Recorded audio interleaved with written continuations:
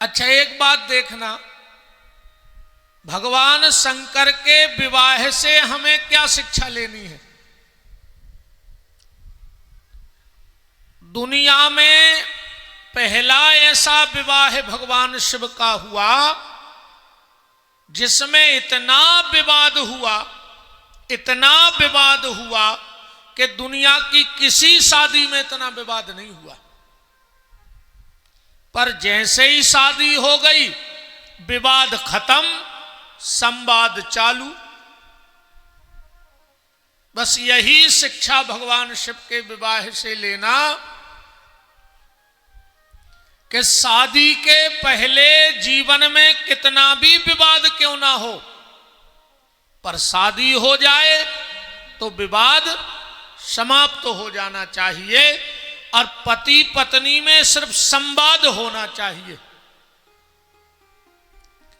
अपने यहां ऐसा है कि शादी के पहले सब ठीक ठाक, और जो शादी भई 6 महीने तक पति बोलता है और पत्नी सुनती है, 6 महीने के बाद पत्नी बोलती है और पति सुनता है, और 1 साल के बाद दोनों बोलते हैं और पूरा मोहल्ला सुनता है। 6 महीने तक पति बोलेगा, अरे पत्नी बड़े प्यार से बोलेगी शुरू में, और धीरे धीरे जो पत्नी पावर में आई, पति का पावर डाउन, अब फिर दोनों का पावर बढ़ जाएगा, अब पूरा मोहल्ला तमाशा देखेगा।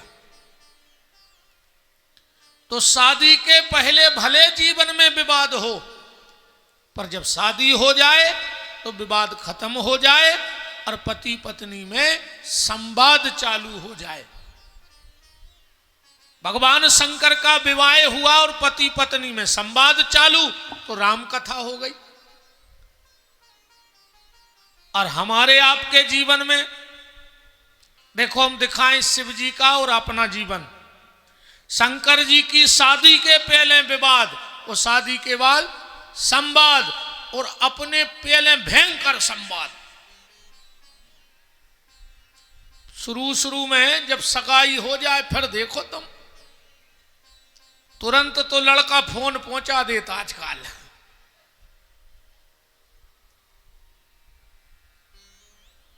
एक लड़का लड़की की पक्की हो रही थी, 2 ही छत पे खड़े थे, क्या नहीं देते कि लड़का लड़की को छोड़ दो, अकेले भी बात कर ले। वे शाम को हतो वक्त छत पे खड़े थे 2 ही, अब बात ही चल रही थी। लड़की ने लड़के से कहा कि वो क्या है? चंद्रमा दिख रहा हो तो रात में। लड़का बोलो कि एक चांद वहां है, एक मेरे बगल में खड़ा है। लड़की इतनी खुश भाई कि हमें चांद कह दी, शादी भाई नहीं है। पापा से बोली शादी करूंगी तो इसी लड़के से, वरना मर जाऊंगी। पापा ने कही कर लो, हम तो सोच ही रहे। शादी हो गई। 1 साल बाद फिर दोनों खड़े हुए छत पे। लड़की ने फिर उसी अदा में पूछा, वो क्या है? लड़का बोलो तुम्हारा बाप आए, लालटेन लाए ठाड़ो, 2 ही फूट गई। तो मैं नहीं दिखा रहा हूं कि चंद्रमा आए। जा हालत है आज की। शादी के पहले जिसमें चांद दिखता है और जब वो घर आ जाए तो चांद ही निकाल देता आदमी की। तो भगवान शिव के विवाह से ये शिक्षा लो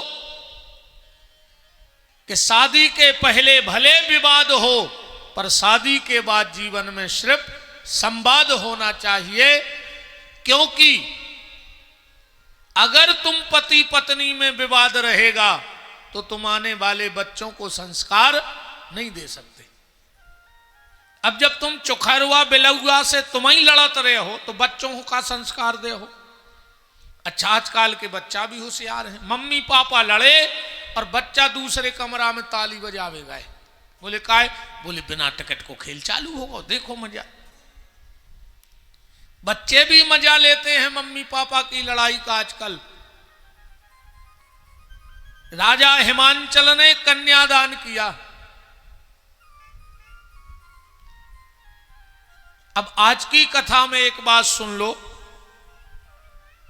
चैनल के माध्यम से भी बहुत लोगों को लगता था कि गुरुजी कभी बताते नहीं हैं। आज बताए देते हैं जबलपुर से कि शादी में हथलोई लेकर कन्यादान क्यों किया जाता है।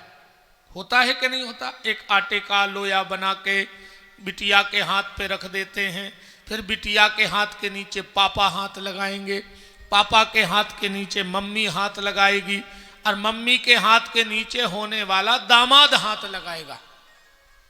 आज जैसे ही पंडित जी ने मंत्र पढ़ा, सबसे पहले पिताजी हाथ खींचते हैं, फिर मां हाथ निकाल लेती है और फिर वो लड़की हथलोई लड़के के हाथ पे डाल देती है और हम लोग उस हथलोई को गार्डन के बगीचे में डाल के आ जाते हैं। बोलो, यही होता ना महाराज जी।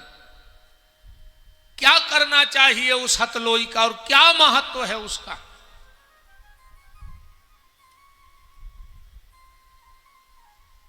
चाहे दहेज में कुछ लाना चाहे ना लाना, आप TV, sofa, cooler, gold, cash, ये कितने दिन चलेगा। और अगर बहू ना चलने दे तो एक दिन नहीं चलेगा। क्योंकि अगर तुम्हारा बेटा अच्छा निकल गया, ध्यान से सुनना, अगर तुम्हारा बेटा अच्छा निकल गया तो तुम्हें मरने के बाद स्वर्ग देगा। तुम्हारी तेरहवीं करके, तुम्हारे पिंडदान करके, विधि विधान से तुम्हारी सारी क्रिया करके तो तुम स्वर्ग के अधिकारी बनोगे। और अगर बेटी अच्छी निकल गई तो तुम्हें बैकुंठ देगी। जिस दिन हरे मंडप के नीचे बैठ करके तुम अपनी बेटी का कन्यादान करोगे तो जीते जी बेटी अपने मां बाप के लिए बैकुंठ के दरवाजे खोल देती है। जिन्होंने कन्यादान किया है उनको बैकुंठ का वास मिलेगा। इसलिए अगर भगवान ने तुम्हें बेटी ना दी हो तो परिवार में, रिश्तेदार में किसी भी बेटी का कन्यादान जरूर करना। परिवार में कम हो बेटी, क्योंकि आजकल बिटिया तो बहुत ही कम है। कहानी सुनाने के लिए दादी सबको चाहिए, चाहिए। राखी बांधने के लिए बहन सबको चाहिए, चाहिए कि नहीं चाहिए। पैसे लेने के लिए बुआ सबको चाहिए। बुआ पैसा देती है, भतीजों को देती है कि नहीं। एक अलग लाड़ होता है, बुआ जाए और पैसा दे तो बहुत अच्छा लगता है। रोटी खाने के लिए मां सबको चाहिए, चाहिए कि नहीं चाहिए। राखी बंधाने को बहन चाहिए, पैसे के लिए बुआ चाहिए, कहानी सुनाने के लिए दादी चाहिए, चिढ़ाने के लिए मामी चाहिए। मामी को चिढ़ाने में बड़ा अच्छा लगता है ना। चिढ़ाने के लिए मामी चाहिए, पर बेटी किसी को नहीं चाहिए। बोलो, किसी को बेटी चाहिए नहीं चाहिए। मरो जा रहा हो आदमी, ए भगवान एक लड़का दे दे, ए भगवान एक लड़का दे दे। काहे न बुढ़ापे में तुम्हें आड़े डार के लठ को मार है, तुम्हें खून के असुगा कोरवा है, जायदाद को बंटवा है। बताओ लड़का को क्या सुख है, क्या सुख है लड़के का।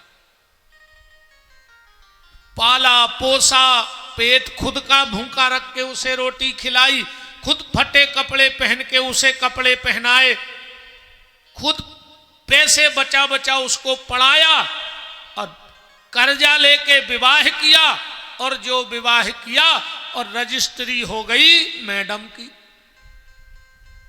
कई बार तो तुम लोग खुद अपने सास ससुर से कह देती होगी, क्या करो है तुमने, क्या कर दो तुमने, ये तुम्हारे बल माया सही प्रकट हो गए थे 5 फुट के।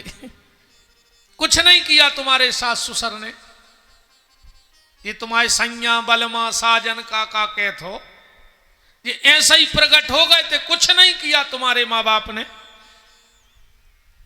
और कुछ निर्लज्ज टाइप की माताएं तो यहां तक कह देती हैं अपने सास ससुर से कि ये तुम्हारा कर्तव्य था जो तुमने किया है। तो तुम दूसरे के कर्तव्य का ज्ञान करा रही हो, तो तुम्हारा कोई कर्तव्य नहीं बनता उन बूढ़े माँ बाप के प्रति। तुम दूसरे को यह बता रही हो कि तुमने पाला पोसा पढ़ाया, यह तुम्हारा कर्तव्य था, और तुम अपना कर्तव्य भूल गई। तुम्हारा कोई कर्तव्य नहीं बनता। अब क्या विडंबना है समाज की।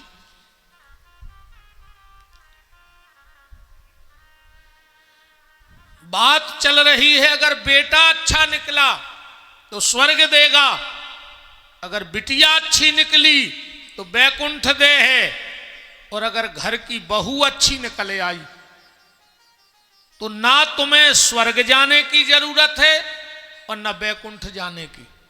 तुम जहां रहते हो, अगर झोपड़ी में भी रहते हो और घर की बहू अच्छी निकल गई तो तुम्हें झोपड़ी में भी वो बैकुंठ का दर्शन करा देगी। और तुमने कितना बड़ा महल बना लिया हो, बहू ने निकर के कहूं भबू का निकर गई तो तुम्हें नरक जावे की भी जरूरत नहीं है।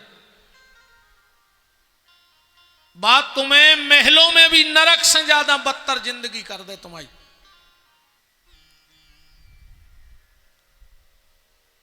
तो कन्यादान जरूर करना। और शिव महापुराण में आया है कि अगर मनुष्य तन मिला है तो 12 दान जीवन में जरूर करना। अगर मनुष्य तन मिला है तो ये 12 दान करना। इन 12 दान करने से तुम्हारी कई पीढ़ियों तक ये पुण्य की जड़ चलेगी। 12 दान कौन कौन से? सबसे पहले स्वर्ण दान। या हम ऐसा नहीं कह रहे कि जित तो पहने हो सो ते चढ़ा दियो ब्यास गद्दी पे, पर जिंदगी में एक बार स्वर्ण का दान जरूर करना। जब बेटी का विवाह होवे, कुछ ना बने तुमसे तो क्या बोलते हो, एक लौंग, क्या नथनी को जो पहनती हो नाक में, नथनी यही रहती, छोटी सी एक लौंग बोला तो बई लेके बिटिया को दे दियो। पर जिंदगी में एक बार स्वर्ण का दान जरूर करना, अपनी बेटी को दे देना। जिंदगी में एक बार चांदी का दान जरूर करना। चांदी दान करने से हमारे पितर प्रसन्न होते हैं। चांदी दान, देखो बर्तनों का भी महत्व है। स्वर्ण होता ना, स्वर्ण वो हवा में पवित्र हो जाता है। स्वर्ण में हवा लग जाए पवित्र हो गया। चांदी पानी से पवित्र होती है। चांदी का कोई बर्तन हो, जूठा हो, अकेले पानी से धो दो तो पूजा के लायक हो जाएगा। तो स्वर्ण हवा से पवित्र माना जाता है, चांदी पानी से पवित्र होती है, तांबा और पीतल राख मिट्टी से पवित्र होता है, और चीनी मिट्टी का बर्तन गंगा जल से भी धो दो तो भी पवित्र नहीं माना जाता। मैं एक और आप सबसे निवेदन कर रहा हूं, मैंने पूजा में देखा है लोगों के मंदिरों में चीनी मिट्टी के बर्तन रख लेते, अगरबत्ती फंसाने वाला स्टैंड रखते हैं, मत रखा करो। कई बार लोग चीनी मिट्टी के शंकर जी ले आते हैं, नहीं रखने चाहिए। उस घर में इतनी अशांति बढ़ेगी कि तुम्हें कोई संभाल नहीं पाएगा, क्योंकि चीनी मिट्टी अपवित्र मानी जाती है। ना ठाकुर जी को उसमें भोग लगाया करो। पूजा के घर में तो चीनी मिट्टी को जाने ही मत दो।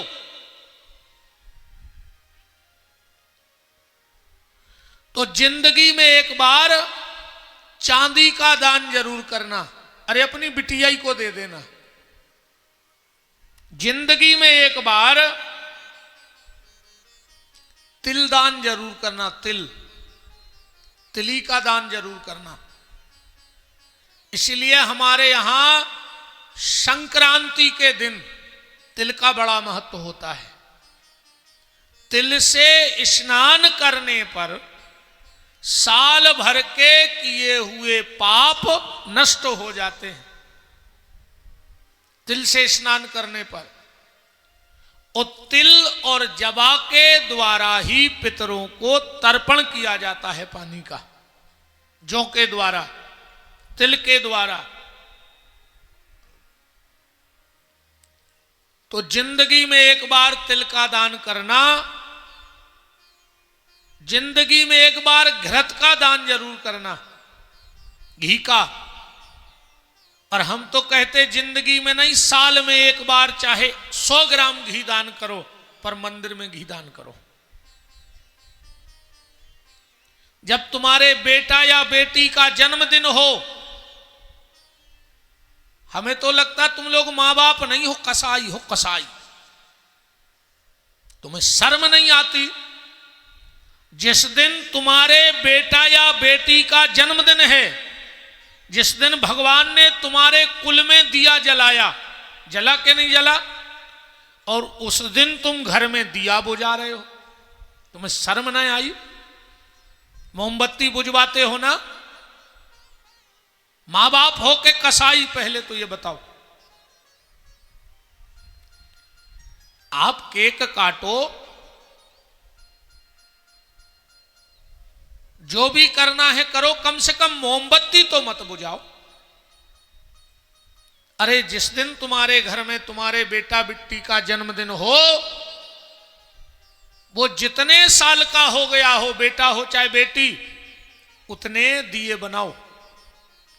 अगल बगल में जो मंदिर हो, हनुमान जी का, भोलेनाथ का, राम जी का, माता रानी का, वहां जाओ और अपने बच्चे से उतने घी के दिए भगवान के सामने जलवाओ, और हाथ जोड़ के कहो जो भी देवता विराजे हो कि प्रभु एक समय ऐसा आ जाए कि तुम्हारे मंदिर की जगह कम पड़ जाए, पर हर साल मेरे घर से एक दिया बढ़ के आना कम ना हो जाए।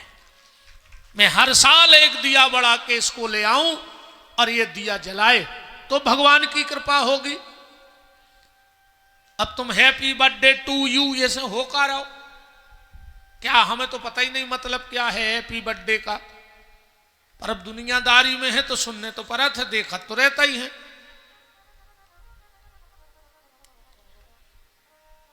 जिनके घर के घी का दिया भगवान के मंदिर में जलता है, भगवान उनके घर का दिया कभी बुझने नहीं देते हैं।